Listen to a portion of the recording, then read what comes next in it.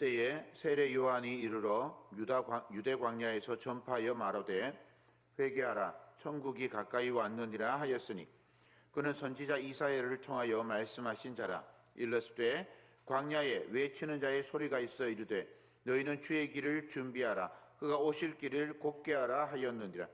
이 요한은 낙타 털 옷을 입고 허리에 가죽띠를 띠고 음식은 메뚜기와 석청이었더라. 이때 이 예루살렘과 온 유대와 요단강 사방에서 다 그에게 나와 자기들의 죄를 자복하고 요단강에서 그에게 세례를 받더니 요한이 많은 바리새인들과 사두개인들이 세례 베푸는 대로 오는 것을 보고 이르되 독사의 자식들아 누가 너희를 가르쳐 임박한 진노를 피하라 하더냐. 그러므로 회개에 합당한 열매를 맺고 속으로 아브라함이 우리 조상이라고 생각하지 말라. 내가 너희에게 이르노니 하나님이 능히 이 돌들로도 아브라함의 자손이 되게 하시리라. 이미 도끼가 나무 뿌리에 놓였으니 좋은 열매를 맺지 아니하는 나무마다 찍혀 불에 던져지리라.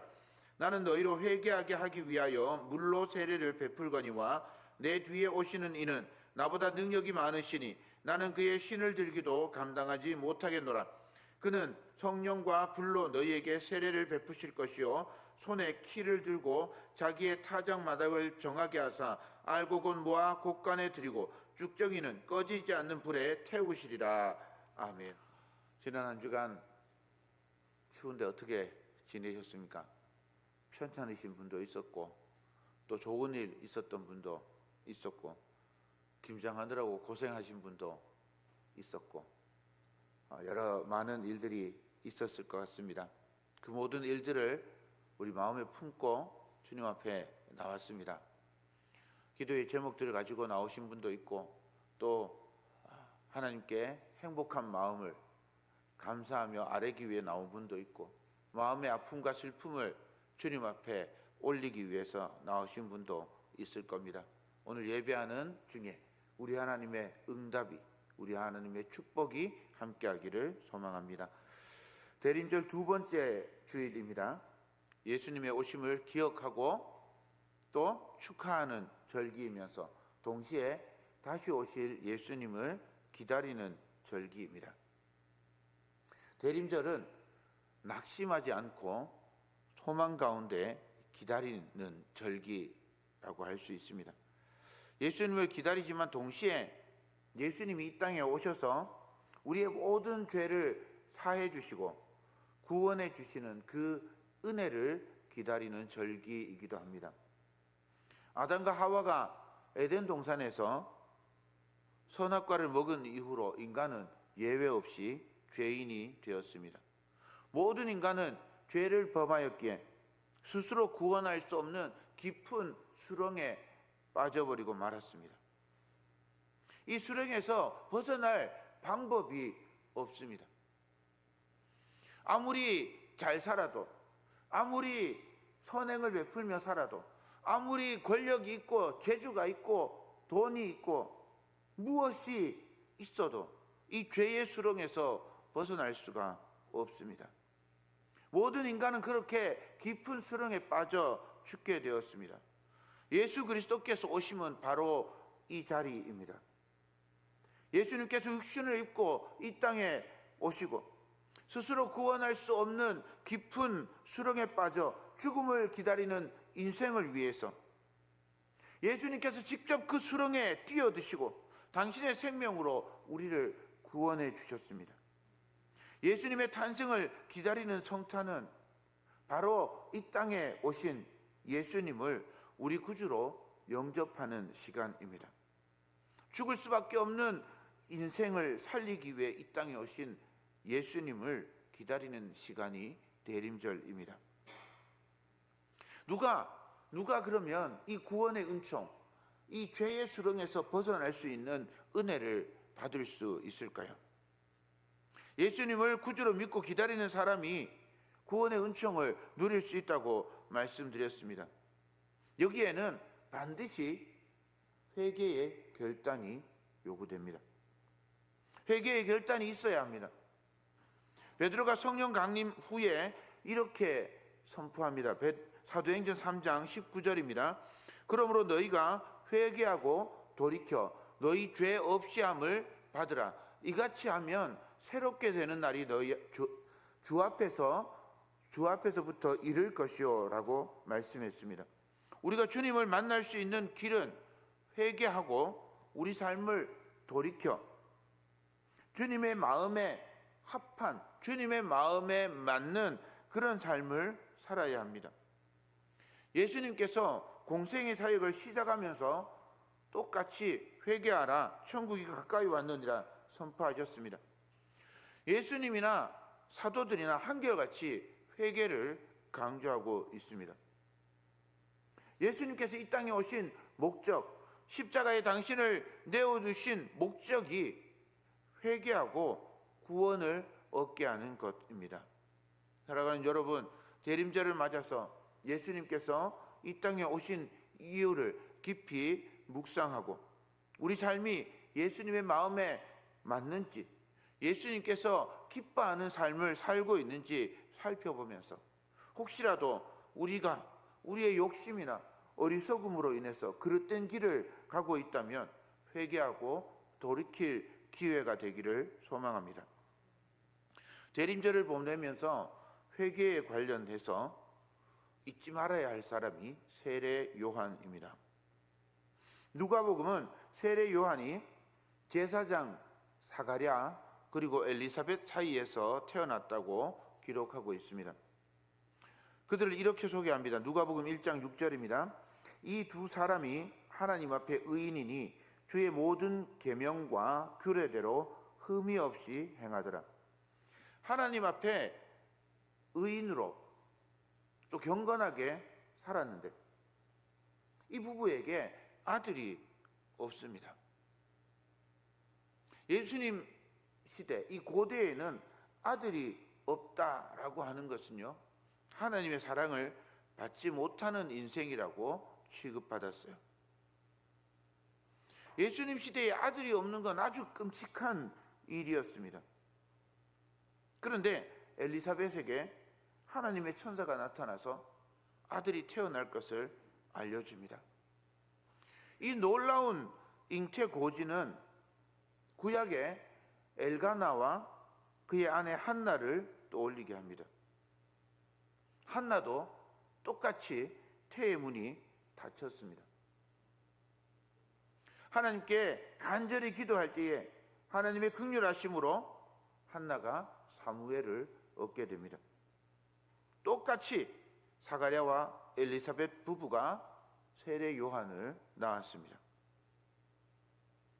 마태는 사무엘이 마지막 사사로서 왕정 시대를 준비하던 자로 표현해내고 있다면 세례 요한은 메시아 시대를 준비하는 자라고 표현하고 있습니다. 세례 요한은 예수님보다 앞서서 하나님의 나라를 선포하고 예수님이 오실 시대를 예비했습니다. 마태복음 3장 1절부터 3절 말씀을 보겠습니다. 그때 세례 요한이 이르러 유대 광야에서 전파하여 말하되 회개하라 천국이 가까이 왔느니라 하였으니 그는 선지자 이사야를 통하여 말씀하신 자라. 일렀으되 광야에 외치는 자의 소리가 있어 이르되 너희는 주의 길을 준비하라 그가 오실 길을 곧게 하라 하였느니라. 예수님 시대에 메시아를 기다리는 사람들이 많았어요. 메시아를 기다리는 사람이 많으니 그 사람들을 이용해 먹으려고 하는 자칭 메시아도 많았습니다. 그런데 그 자칭 메시아들보다 또 예수님 태어나기 이전 그 시대의 영적 지도자들보다 세례 요한이 아주 큰 영향력을 끼친 사람입니다. 사람들이 세례 요한을 아주 귀하게 여겼습니다.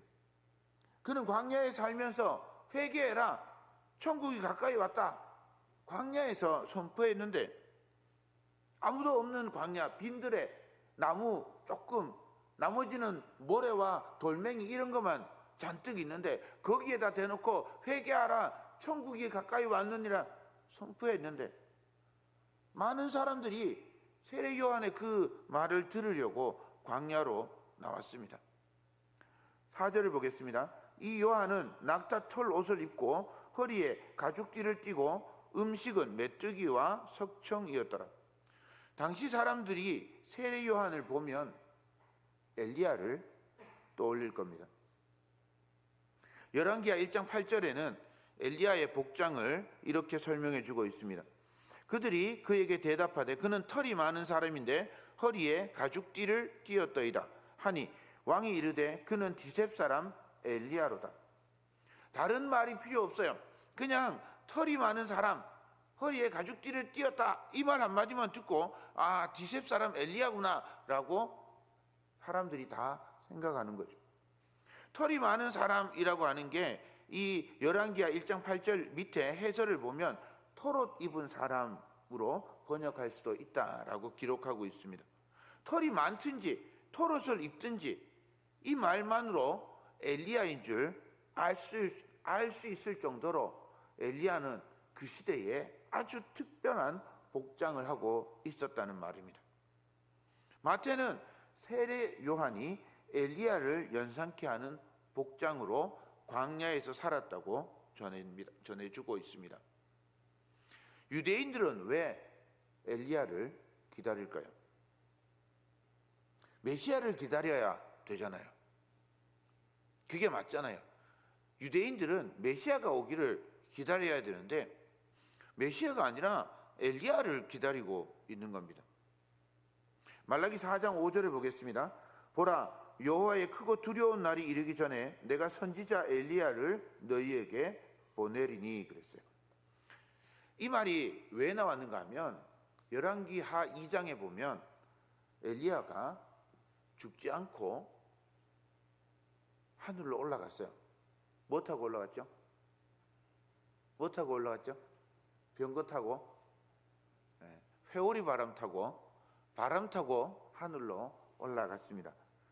회오리 바람 타고 하늘로 올라갔는데 그의 시신을 찾지 못했어요. 그래서 사람들이 엘리야는, 모세는 죽었지만 엘리야는 죽지 않고 하늘로 올라갔다. 그래서 죽지 않고 하늘로 올라갔던 엘리야가 다시 내려오면 그러면 메시아가 곧 오실 것이다. 그렇게 믿었어요. 마태는 이 세례 요한을 사무엘에다가 비유해서 사무엘처럼 새 시대를 여는 하나님의 사람으로 소개했고요. 또 메시아의 길을 예비하는 사람으로 엘리야에 비교하여 소개하고 있습니다. 요세푸스라고 하는 유대 역사가가 있습니다. 유대 고대사라고 하는 아주 중요한 책을 기록했는데 거기에 보면 세례 요한을 이렇게 설명하고 있습니다. 세례 요한은 유대인들에게 의로운 삶을 살도록 인도하며 그들이 이웃에게는 정의를 그리고 하나님에 대하여는 경건을 행하도록 강조하였고 이렇게 행한 후에 와서 세례를 받으라고 하였다. 의를 행하지 않으면서 그저 죄를 씻기 위해 세례를 받는 것은 아니라는 것이었다. 요한의 말을 듣고 감동한 사람들이 구름대처럼 몰려왔다. 요한의 영향력이 커진 것을 본 분봉왕 헤롯은 혹시 요한이 대중들을 선동하여 반역을 일으키지나 않을까 심히 걱정하였기에 하기에 이르렀고 마침내 요한을 처형하여 후환을 없애는 것이 상책이라고 생각하기에 이르렀다. 요세푸스는 기독교인이 아닙니다. 유대교인이에요. 그런데 요세푸스가 세례 요한에 관해서 이렇게 설명하고 있는데 이게 성경에 있는 얘기와 굉장히 비슷합니다. 사도행전이나 바울 서신을 보아도 초대교회에 세례 요한을 따르는 사람들이 참 많이 있었음을 알 수 있습니다. 세례 요한은 아주 위대한 영향력을 가진 사람이었습니다. 예수님께서도 세례 요한에 대해서 이렇게 말씀하셨어요. 마태복음 11장 11절입니다. 내가 진실로 너희에게 말하노니 여자가 낳은 자 중에 세례 요한보다 큰 이가 일어남이 없도다. 그러나 천국에서는 극히 작은 자라도 그보다 크니라. 위대한 세례 요한이지만 이 사람은 자기를 드러내지 않아요. 자기를 그저 소리라고 말합니다. 높고 힘있고 유명한 사람이 아니라 그냥 소리랍니다. 어쩌면 세례 요한은 그냥 소리이기 때문에 당당하고 그냥 소리이기 때문에 거침없이 외칠 수 있었는지도 모르겠습니다. 사람들이 듣든지 아니 듣든지 빈들에서 외칩니다. 아무도 들을 것 같지 않은 그 빈들 광야에서 외치는 요한의 소리를 들으려고 사람들이 찾아옵니다. 5절과 6절입니다. 이때에 예루살렘과 온 유대와 요단강 사방에서 다 그에게 나와 자기들의 죄를 자복하고 요단강에서 그에게 세례를 받더니, 빈들에서 외치는 소리를 듣기 위해서 세례 요한에게 사람들이 모여왔습니다. 요한은 그들에게 거침없이 선포합니다. 7절입니다. 요한이 많은 바리새인들과 사두개인들이 세례 베푸는 데로 오는 것을 보고 이르되, 독사의 자식들아, 누가 너희를 가르쳐 임박한 진노를 피하라 하더냐. 보통 사람들뿐만 아니라 바리새인, 사두개인들도 세례 요한에게 몰려왔습니다. 바리새인과 사두개인들을 향해서 요한이 날선 외침을 토해냅니다. 독사의 자식들아, 누가 너희에게 징벌을 피하라고 알려주었느냐. 이게 아주 무서운 말입니다. 닥쳐올 징벌을 그냥 받으라는 거죠. 임박한 진노의 날에 벌을 받아라 라고 말하는 겁니다. 저주에 가까운 말을 하고 있는 겁니다. 요한의 이 말을 들으면서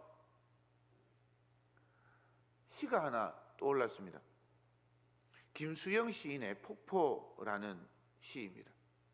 폭포라는 시를 읽으면 세례 요한이 떠오릅니다. 폭포는 고든 절벽을 무서운 기색도 없이 떨어진다. 눈을 감고 한번 이 말을 떠올려 보십시오. 폭포는 고든 절벽을 무서운 기색도 없이 떨어진다. 폭포가 절벽을 수직으로 막 무지막지하게 떨어지는 모습을 그려내고 있습니다. 눈을 딱 감으면 막 높은데 한 100m쯤 되는 데서 폭포가 엄청 많은 물이 그냥 수직으로 막 쏟아져 내리는, 굉음을 내면서 쏟아져 내리는 그 그림이 머릿속에 막 그려집니다. 금자나도 인가도 보이지 않는 밤이 되면 폭포는 고든 소리를 내며 떨어진다. 낮에는 폭포가 막 엄청나게 쏟아지면 그 폭포가 쏟아지는 소리가 장관을 이루죠. 물보라가 막 하늘 끝까지 솟아오르고 그 모습만 봐도 멋있다 막 이러는데, 아무것도 안 보이는 밤이 되면 그 폭포에 떨어지는 그 소리가 고든 소리처럼 떨어진답니다.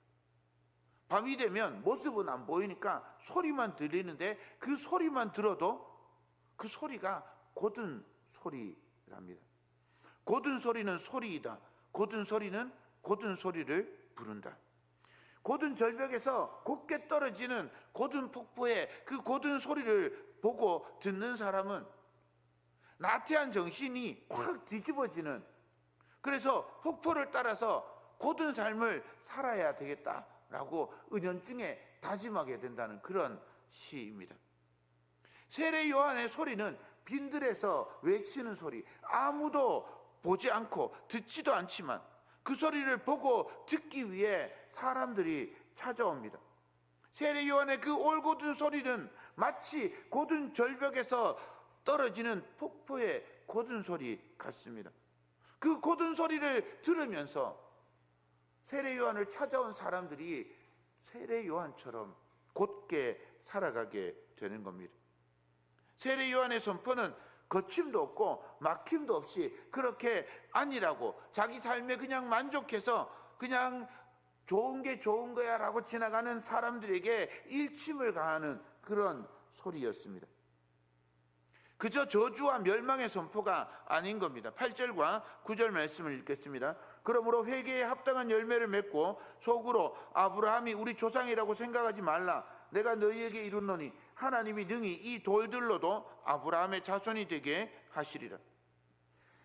세례 요한이 독사의 자식들아 라고 외치는 그 말은 망함이 아니고 돌이켜 회개하고 살 길을 선포하는 것입니다. 광야에서 외치는 소리는 인간의 마음을 찔러 쪼갭니다. 선민이라는 자부심, 교인이라는 자만심, 하나님의 마음을 알고 하나님께 가는 길을 가로막는 모든 장애들을 부수어냅니다. 말씀을 읽을 때도 같습니다. 잘 알고 있는 말씀은 그저 안다고 생각하고 안일하게 읽습니다. 그렇게 읽으면 그 말씀은 아무런 힘도 아무런 능력도 일어나지 않습니다. 그러나 말씀의 도전을 받기 위해서는 처음 하나님의 말씀을 받을 때 그 긴장했던 마음, 그 달콤함, 그 은혜를 경험해야 합니다. 세례 요한은 광야에서 외치는 소리로서 아브라함의 자손이라는 그 자부심을 부수어버리고 참으로 하나님의 마음을 알도록 거침없이 선포합니다. 요한은 자신을 찾아온 자들에게 회개에 합당한 열매를 맺으라고 가르쳐주고 있습니다. 회개는 합당한 열매가 있어야 합니다. 열매가 없는 회개, 결과 없는 회개는 회개가 아닙니다. 초대교회에 크리소스톰이라고 하는 콘스탄티노플의 대주교가 있습니다. 위대한 설교자였습니다.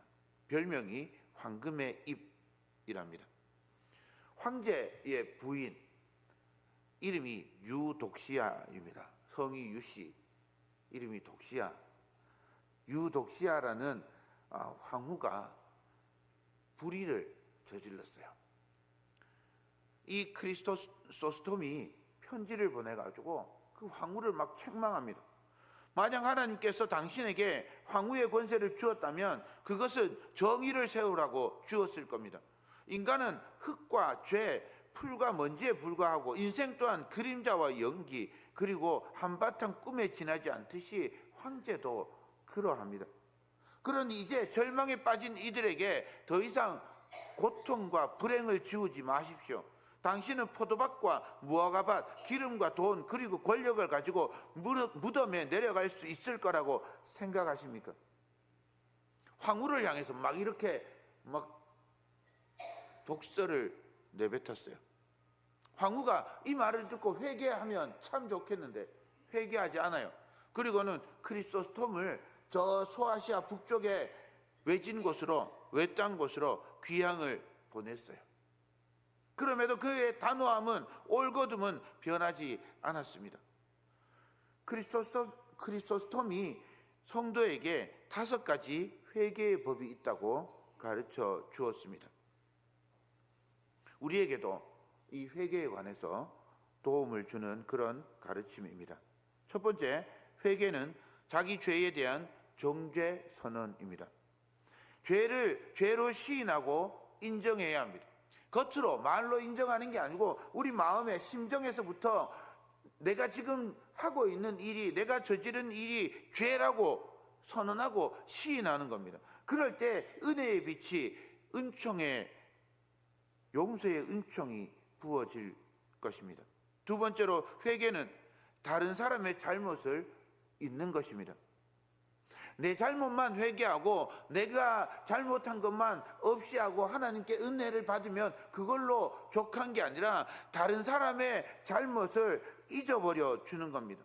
다른 사람에 대해서 악감정이 일어나더라도 그 감정에 사로잡히지 말고 죄 지은 일을 용서하기 위해서 노력해야 합니다. 세 번째로, 회개에 이르기 위해서 늘 기도에 힘써야 합니다. 자신을 온전히 하나님 앞에 내놓는 간절하고 뜨거운 기도가 필요합니다. 네 번째, 회개하려는 이는 널리 자선을 베풀어야 합니다. 자기 죄를 탕감받은 것에 대해서 감사하고 그 빚을 사랑으로 갚으려고 노력해야 합니다. 다섯째, 지속적 회개는 겸손하게 자기를 낮추는 것입니다. 자신에게는 아무런 덕이 없고 하나님께 바칠 것은 다만 지은 죄가 있을 뿐임을 고백하는 겁니다. 이런 마음, 이런 회개의 마음을 가지고 조금씩 실행에 옮기면 우리의 삶이 조금씩 맑아지게 될 겁니다. 우리 영혼을 집어삼키려는 악마의 계교를 물리치고 은총의 빛을 누리게 될 것입니다. 세례 요한은 우리에게 예수님께 이르는 길을 미리 보여주었습니다. 그러나 그 길은 성령과 불로 세례를 받고 거듭나게 될 때에 갈 수 있습니다. 회개에 합당한 열매, 좋은 열매, 자기가 스스로 노력하고 애쓰고 기도해서 만들어낼 수 있지만 그건 한계가 있습니다. 예수님께 나아갈 수 있는 길, 예수님을 통하여 모든 죄를 용서받고 구원에 이를 수 있는 길은 성령과 불로 세례받을 때만 가능합니다. 오직 우리 주 예수 그리스도께서 주시는 은총으로만 가능합니다. 11절입니다.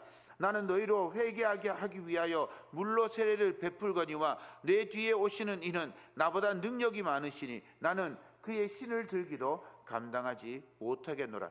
그는 성령과 불로 너희에게 세례를 베푸실 것이요, 성령과 불로 거듭난 인생이 하나님의 은혜로 회개에 합당한 열매, 좋은 열매, 알곡이 되어서 주님의 곳간, 천국 곳간에 들어갈 수 있습니다. 우리 주님의 오심을 기다리는 대림절은 회개의 절기입니다. 우리의 죄를 씻어 정결하게 하려고 이 땅에 오신 예수님을 의지하고 회개하고 돌이켜서 죄 없이 함을 받는 저와 여러분 되기를 소망합니다. 예수 그리스도의 십자가 보혈로 우리의 죄와 허물이 깨끗하게 씻어 정결하게 되고 거룩한 하나님의 백성으로 살아가는 복된 성도 되기를 주님의 이름으로 축복합니다.